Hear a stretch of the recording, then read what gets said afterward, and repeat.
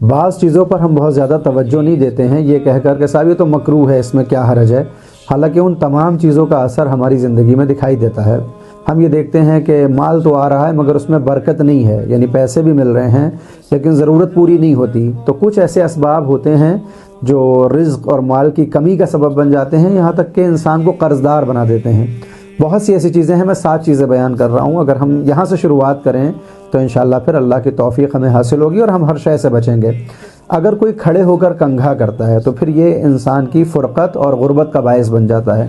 اسی طرح سے ٹوائلٹ میں جا کر تھوکنا یہ بھی ایک سبب ہے کہ انسان کے مال میں کمی ہو جاتی ہے۔ وضو کا پانی اسی ٹوائلٹ میں بہا دینا جہاں پر نجاست کا پانی ہوتا ہے، حالانکہ اب ہماری زندگی میں یہ مشکلات ہیں، ہمارے گھروں چھوٹے چھوٹے گھر ہوتے ہیں لیکن ہمیں بچنا چاہیے اگر ہم بچ سکتے ہیں۔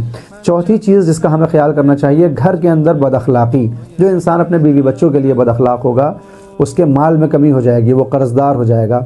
گالی گلوچ کرنا گھر والوں کے ساتھ ہو یا وہ مومنوں کے ساتھ ہو بالخصوص، تو یہ بھی انسان کے مال کی کمی کا باعث بن جاتا ہے۔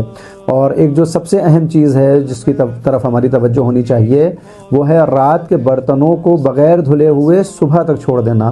ہم رات کا کھانا دیر میں کھاتے ہیں اور وہ برتن یوں ہی پڑے رہتے ہیں، تو روایات میں آیا کہ یہ تنگی کو لے کر آتا ہے، اور اسی طرح سے حالت جنابت میں کچھ کھانا بھی انسان کے مال کو کم کر دیتا ہے۔